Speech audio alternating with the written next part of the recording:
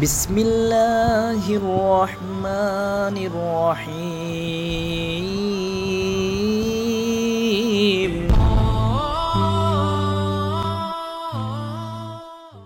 আসসালামু আলাইকুম। সমস্ত প্রশংসা আল্লাহ তাআলার জন্য। সিরাজ টেক ফেসবুক পেজ এবং ইউটিউব চ্যানেলের পক্ষ থেকে আপনাদের সবাইকে স্বাগতম। তো বন্ধুরা, আজকে আমরা যে বিষয় নিয়ে আলোচনা করব সেটি হচ্ছে, আমরা কোনো বাড়ির ডিজাইন নিয়ে আলোচনা করব না। আজকে আপনাদের সতর্ক করার জন্য একটি ভিডিও নিয়ে আসছি। অনেকেই বলে থাকে যে 2-1 তলা বাড়িগুলো ইঞ্জিনিয়ারের পরামর্শ নেওয়ার কী দরকার আছে, যত আমাদের 20-25 হাজার টাকা বা 15,000 টাকা বা 10,000 টাকা খরচ করার প্রয়োজনটা কি। তো এই বিষয়ে আমরা আলোচনা করব। তো চলেন আমরা মূল ভিডিওতে চলে যাই। আমার চ্যানেলে যারা নতুন তারা সাবস্ক্রাইব নামে একটা লাল অপশন দেখতে পাবেন, সেটাতে ক্লিক করে দিবেন এবং পাশে একটা বেল আইকন চলে আসবে। সেই বেল আইকনে ক্লিক করুন। বেল আইকনে ক্লিক করলে 3টা অপশন চলে আসবে, তার মধ্যে একটা অল অপশন, সেটাতে ক্লিক করে দিবেন, তাহলে আমার যে কোনো ভিডিও আপনি পেয়ে যাবেন। তো বন্ধুরা, একটু যদি আপনি লক্ষ্য করেন, তো লক্ষ্য করলেই বুঝতে পারবেন যে এখানে দেখেন তাদের যে করা হয়েছে, ভিডিওতে দেখাচ্ছে তো কেরানীগঞ্জের চড়াইলে 3 তলা ভবন ধসে পড়েছে। সময় টিভির নিউজটা আমি একটু দেখতেছি, আরও কয়েকটা দেখছিলাম এবং আপনারাও দেখছেন। তো এই ভবনটা ধসে যাওয়ার কারণটা কি, এটা একটা সাংবাদিক যে ছিল সে মোটামুটি উদ্ঘাটন করছে, সেখানে থেকে সে অনেক কিছু বলছে। তো তার কথা আমি শুনবো, একটু পরে যাচ্ছি। তো সে বলে নিয়েছে যে ভবন আসলে নির্মাণ করার সময় এটাতে মালিক পক্ষর কাছ থেকে শুনছে যে এখানে কোনো ইঞ্জিনিয়ারিং কনসালটেন্সি নেওয়া হয় নাই বা তাদের পরামর্শ না নিয়েই মিস্ত্রিদের পরামর্শ অনুযায়ী কিন্তু এটা করা হয়েছিল। তো আমাদের মিস্ত্রিরা, বাংলাদেশি মিস্ত্রিরা মালিকের মগজ ঝালাইকে ফেলায় যে আপনি 20,000 টাকা 25,000 টাকা ইঞ্জিনিয়ারকে দিয়ে নষ্ট করতে কী জন্য যাবেন, আমি সব কিছু করে দিচ্ছি কম খরচের মধ্যে। তো এটা হচ্ছে একটা আমাদের ভুল মন্তব্য। যদিও আমি বলি এখন প্রায় আমাদের বাংলাদেশে 20% মানুষ অনেক সতর্ক হয়ে গিয়েছে এ থেকে, যে আপনার বাড়ি নির্মাণের সময় তারা এখন দেখতেছি ইঞ্জিনিয়ারিং পরামর্শ নিচ্ছে, আর্কিটেক্ট, স্ট্রাকচার সবই তারা, এমনকি ইলেকট্রিক প্লাম্বিংও ডিজাইন করে নিতে চায় এবং সেই অনুযায়ী কাজ করতেছে আলহামদুলিল্লাহ। তো সতর্ক হচ্ছে। তারপরও আমরা আরও সতর্ক করার জন্য সময় টিভির এই নিউজটাকে আমি নিয়ে আসছি এখানে আপনাদের দেখানোর জন্য, যে দেখেন আপনি মাত্র 25, এই ব্যক্তির হয়তো বা 3 তলা একটা বাড়ির ডিজাইন করতে কতই নিত, 50,000 টাকার বেশি তো আর নিত না কেউ। তো 50,000 টাকা সে বাঁচানোর জন্য কি করছে, তার কিন্তু মিনিমাম এই 3 তলা বিল্ডিংটা বানানোর জন্য তো আপনার না হলেও তো 25 লক্ষ 30 লক্ষ টাকা তার খরচ হয়েছে। এটা পুরাটাই তার কিন্তু পানিতে চলে যাচ্ছে, পুরাটাই। একটা টাকাও সে আর আটকাতে পারছে না। এবং জানমালের তো বিভিন্ন আসবাবপত্রের ভিতরে ছিল এইসব।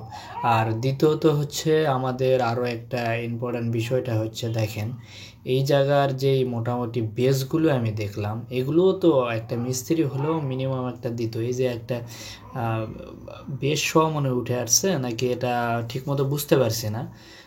ব্রিক ট্রিক দেখতে পাচ্ছি অনেক কিছু। তো এমন মিস্ত্রি কিছু আমি দেখছি যে নিচের ফ্লোরটা তারা ব্রিক ফাউন্ডেশন দিয়ে, উপরে আবার আরসিসি ফাউন্ডেশন দেয়। কেউ আবার কলাম তো কলাম সোজা রাখে না, একটা কলাম এক জায়গায় দিচ্ছে আর একটা কলাম আর এক জায়গায়, ছাদ থেকে কলাম উঠাচ্ছে।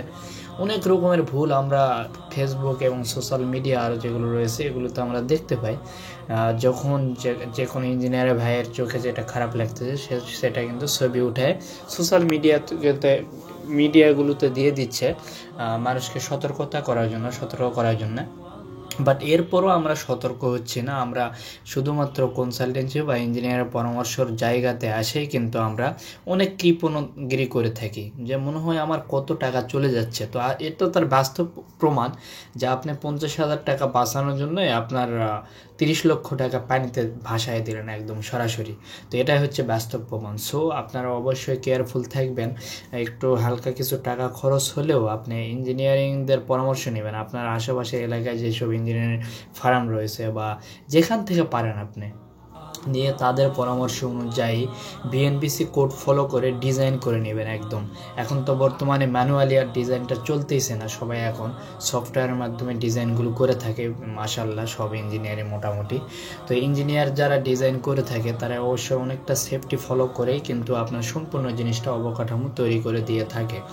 তো চলেন আমরা তাহলে একটু আসলে খবরটা দেখে নিই, খবর কি বলছে সেখানে, সাংবাদিক কি বলছে এটা আমরা এখন দেখব। সকাল 8টার দিকে এই ঘটনাটা ঘটে। আমরা আসলে যতটুকু এখানে জানতে পেরেছি, এখানে যারা স্থানীয় যারা আছেন প্রতিবেশী, যে ভবনটি ধসে পড়েছে সেই ভবনের যে পাশের যে ভবনে বাসাগুলিতে মানুষ যারা ছিলেন তারা বললেন যেটা যে 8টার দিকে এই ভবনটিতে ছিল 8 থেকে 10 জন মানুষ এবং যারা ভবন মালিক পক্ষের লোকজন ছিল এবং তখন হঠাৎ ধীরে ধীরে এই ভবনটি ঢলে পড়তে শুরু করে এবং ধীরে ধীরে দেখা যায় যে আপনি দেখতে পাচ্ছেন যে এই ভবন যেখানে নির্মিত হয়েছে সেটা একটা পুকুর, এখানে একটা নিচু জমি ছিল, পরে এটাকে আবার খোদাই করে এটাকে পুকুর বানানো হয়েছে, একটা খালের মতো দেখতে পাচ্ছেন। তো এই জায়গাটিতে কোনো ধরনের পাইলিং বা কোনো ইঞ্জিনিয়ারিং কোনো পরামর্শ নিয়ে যে ভালো করে এই ভবনটা নির্মাণ করা হবে বা সার্বিক নিরাপত্তার বিষয়টি বিবেচনা করা হয়নি। বা এই ভবন দেখতে পাচ্ছেন যে একটি ভবন করা হলে এই ধরনের যখন কোনো ডোবার উপরে ভবন করা হয় তখন একটি দীর্ঘ পাইলিং দেওয়া হয় এটা মজবুত করার জন্য, কিন্তু এই ধরনের কোনো কিছু দেওয়া হয়নি বলে আমরা প্রাথমিকভাবে জানতে পেরেছি। তো এইখানে ধীরে ধীরে যখন এই ভবনটি ঢলে পড়ে একদম কাত হয়ে একদম দেখতে পাচ্ছেন যে একদম ধসে পড়েছে, সেই অবস্থায় এখানে যারা ছিলেন তারা কিছুটা আঘাত পেয়েছেন আমরা যতটুকু জানতে পেরেছি, কিন্তু বড় ধরনের কোনো দুর্ঘটনা বা ক্ষতি হয়নি। তো এখানে ফায়ার সার্ভিস এখানে আসলে বিষয়টা উদ্ধার কাজ চালিয়েছে এবং এখানে যেটা দেখতে পাচ্ছেন আহত হওয়ার যে বিষয়টি আমরা যতটুকু জানতে পেরেছি যে 7 জন আঘাত পেয়েছে এবং আঘাতের যেই অবস্থাটি সেটা ছিল কারো মাথায় আঘাত পেয়েছে, কারো হাতে এবং আঙুলে চোট খেয়েছে, কিন্তু সেই রকম যে খুবই মারাত্মক কোনো আঘাত কেউ পায়নি বা এখানে কোনো প্রাণহানিও ঘটেনি। তো আমরা যতটুকু এখানে জানতে পেরেছি যে প্রতিবেশী যারা ছিলেন তারা বললেন যে আসলে 16 বছরেরও বেশি আগে এই ভবনটি নির্মাণ করা হয়েছিল। আপনি জানেন যে আসলে এই ডোবার উপরে যখন ভবন নির্মাণ করা হয় তখন এই ভালো করে মাটি দিয়ে ভরাট করে এবং ইঞ্জিনিয়ারিং যে সাপোর্ট বা ইঞ্জিনিয়ারিং যে পরামর্শ নিয়ে সেই রকম কোনো কিন্তু কিছু আমরা এখানে জানতে পারি, আমরা জেনেছি যে আসলে এই ধরনের কোনো সাপোর্ট তারা নেয়নি। এর পাশে আরেকটি ভবন আছে, আমি দেখা যাচ্ছি যে এই একই অবস্থা আপনি দেখতে পাচ্ছেন যে আসলে পুরো পানির উপরে কিন্তু এই ভবনটা পড়ে আছে এবং 8টি পিলার আমরা এখান থেকে যতটুকু দেখতে পাচ্ছি, এর মধ্যে 2টি পিলার শুধু মাটির উপরে এবং আর পানির উপরে ছিল বাকিগুলো, এবং একটা